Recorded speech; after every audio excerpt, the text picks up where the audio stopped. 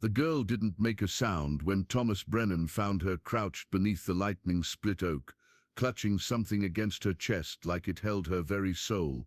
Rain hammered the Montana wilderness, turning the forest floor into a slick maze of mud and fallen leaves, but she sat perfectly still, as if the storm couldn't touch her.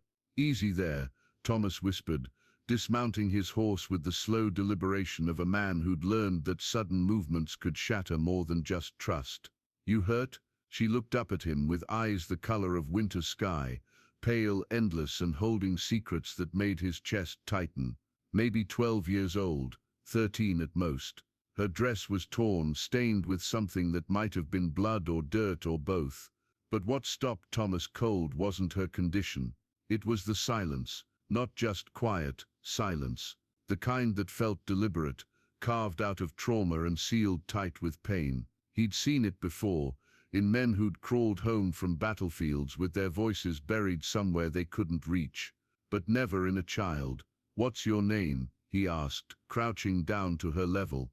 Nothing. Just those winter eyes watching him with an intensity that made him feel like she was reading something written on his bones, something about loss, about the empty chair at his dinner table, about the way he still set 2 plates out of habit before remembering that Samuel would never come home. Thunder cracked overhead, and the girl flinched, pressing whatever she held closer to her chest. In that moment of movement, Thomas caught a glimpse of metal, silver, engraved familiar in a way that made his breath catch. "Come on," he said, standing and extending his hand. "Can't leave you out here." She studied his face for a long moment, as if weighing his soul against some invisible scale. Then slowly she uncurled from beneath the oak and placed her small cold hand in his. The ride back to his ranch passed in that same loaded silence. She sat behind him on the horse, light as a shadow, her presence both there and not there, like trying to hold on to morning mist.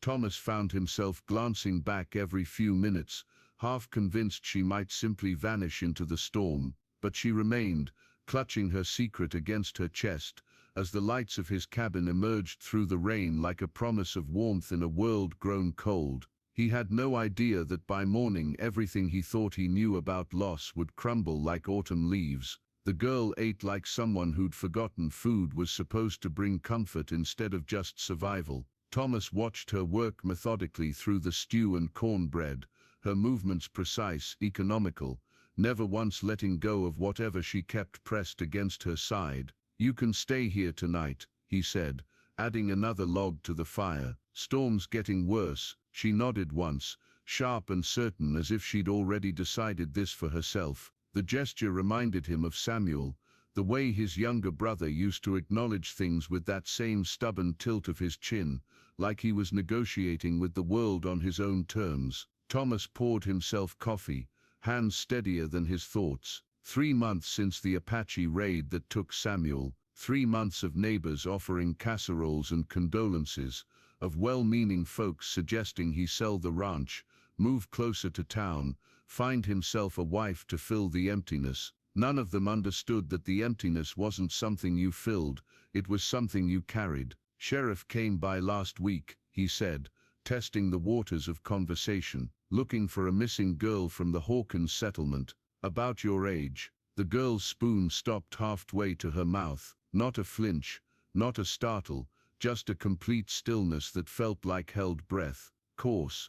He didn't mention the girl might be mute," Thomas continued carefully. "Might be traumatized, might be running from something worse than whatever she's running to." She set down the spoon and finally looked at him directly. In her eyes he saw a question that cut straight through him. "Are you going to turn me in?" The moral weight of it settled on his shoulders like a physical thing. Harbor a runaway, and he'd be breaking the law. Return her, and he might be sending her back to whatever had carved that silence out of her throat. Either choice could destroy one of them. "Reckon the sheriff's got plenty to keep him busy without me adding to his troubles," Thomas said finally. Relief flickered across her features, so quick he might have imagined it, except for the way her grip loosened slightly on whatever she kept hidden. Outside, the storm was weakening, but Thomas could hear something else beneath the rain. Hoofbeats, distant but growing closer. He moved to the window, peering through the darkness at shapes that might have been riders or might have been shadows. "Mrs. Coulter from town," he said, recognizing the silhouette. "Probably checking on us, making sure we didn't wash away in the storm." But when he turned back to the girl, she'd gone pale as winter morning, staring at the door like it might explode inward. Whatever those hoofbeats meant to her, it wasn't rescue, it was something much worse. Dawn broke grey and uncertain, painting the world in shades of doubt. Thomas woke to silence, not the comfortable quiet of morning, but the loaded stillness that came before violence. He dressed quickly, glancing toward the small bedroom where he'd settled the girl for the night. Her bed was empty. He found her in the barn, standing perfectly still beside the empty stall where Samuel used to keep his horse, a black mare named Sorrow, killed in the same raid that claimed his brother. The girl's back was rigid, her small fists clenched at her sides, staring at the stall like she was seeing ghosts. "What is it?" Thomas asked softly. She turned to him, and for the first time since he'd found her, her winter eyes held something other than careful watchfulness. They held fear, pure, animal terror that made his skin prickle. That's when he heard it. Hoofbeats, slow, deliberate, approaching from the east pasture, a single horse, moving with the measured gait of something that had traveled far and wasn't in any hurry to arrive. Thomas stepped to the barn door and felt the world tilt sideways. The horse was black as midnight, with a white star on her forehead and scars along her flanks from Apache arrows. Sorrow, Samuel's horse, walking toward the barn like she'd never been gone, like the last 3 months had been nothing but a fever dream. But Sorrow was dead. Thomas had seen her body, had buried her himself in the meadow behind the house. The horse stopped 20 feet away, sides heaving, foam flecked around her mouth, her eyes wild, white-rimmed, fixed on the barn with an intensity that raised every hair on Thomas's neck. She pawed the ground once, twice, then threw back her head and screamed, a sound that belonged in nightmares, not in the peaceful Montana morning. Behind him, the girl made a soft noise, the first sound he'd heard from her throat. When he turned, she was holding out the object she'd been clutching since he found her. Silver, engraved, familiar. Samuel's pocket watch, the one their father had given him on his 18th birthday, the one Thomas had searched for among his brother's effects but never found. "Where did you get this?" he whispered. The girl's mouth moved, shaping words that had no sound, and Thomas understood with a cold certainty that whatever had happened in those woods, whatever had taken her voice and brought Samuel's horse back from the dead, it was far from over. Dust clouds appeared on the horizon, riders, moving fast, maybe 6 or 7 of them, and from the way the girl pressed herself against the barn wall, Thomas knew they weren't coming to help. The dead horse pawed the ground again, and somewhere in that terrible sound, Thomas could swear he heard his brother's voice calling his name. "They're coming for you," Thomas said, not a question but a certainty as solid as the ground beneath his feet. The girl nodded, pressing Samuel's watch back into his hands. Her fingers lingered on his for just a moment, cold, trembling, but somehow trusting. In that touch, Thomas felt the weight of everything she couldn't say, the fear, the running, the terrible secret that had driven her into the woods with nothing but his dead brother's watch. "Who are they?" he asked gently. She pointed to herself, then made a gesture, fingers spread wide, moving away from her chest. "Family." Then she drew a line across her throat and shook her head violently. "Not anymore." Thomas understood. Whatever family meant to most people, it meant something else entirely to this silent girl, something that had taught her to run instead of trust, to choose strangers over blood. "The watch," he said.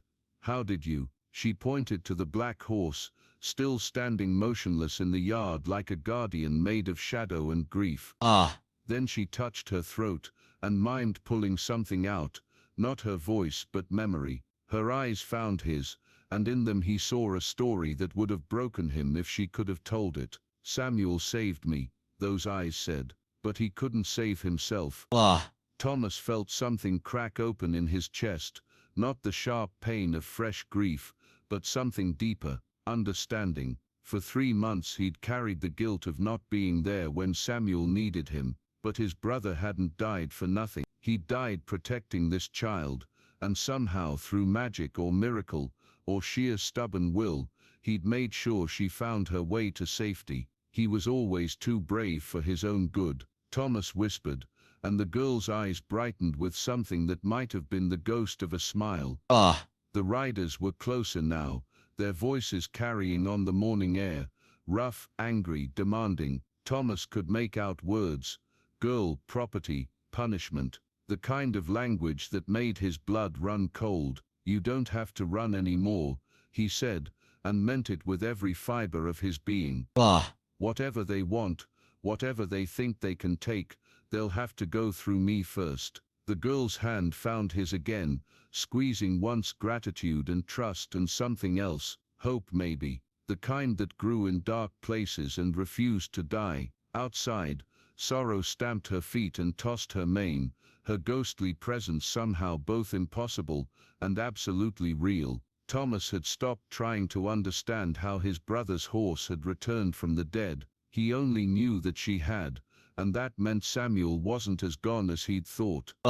The riders crested the hill, and Thomas saw their faces, hard men with harder eyes, the kind who'd learned to see people as property and property as power. But they hadn't met Thomas Brennan, and they had no idea what protective fury looked like when it had nothing left to lose. The leader was a thick-set man with cruel eyes and a brand burned into his cheek, the mark of an outlaw who'd escaped justice once but wouldn't escape it twice. He pulled up short when he saw Thomas standing in the doorway, rifle loose in his hands but ready. You got something belongs to us, the man called out. Don't see anything here but my property and my peace, Thomas replied evenly. The girl, she's blood kin and blood calls to blood. Behind him, Thomas felt the girl's presence, not cowering, but standing straight and tall, finally ready to face whatever had chased her into the woods. Funny thing about blood, Thomas said. Sometimes it's thicker than water, sometimes it's thinner than air, depends on whether it's spilled in love or hate. The outlaw's hand moved toward his gun, but he stopped when sorrow stepped between them. The ghost horse pawed the ground, and her eyes, Samuel's eyes, fixed on the riders with an intensity that made their horses dance nervously backward.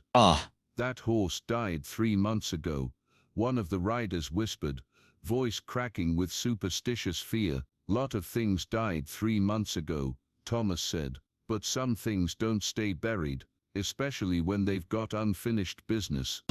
The girl stepped out from behind him, then no longer hiding, no longer silent. She opened her mouth, and when she spoke, her voice was like morning mist, soft, but carrying the weight of truth.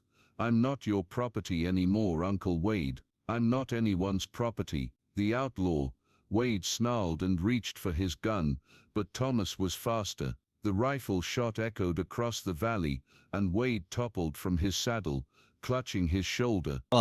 The other riders looked between their wounded leader and the ghost horse that stood like a wall of midnight between them and their quarry. Your choice, Thomas said, working the bolt, ride out or join him in the dirt.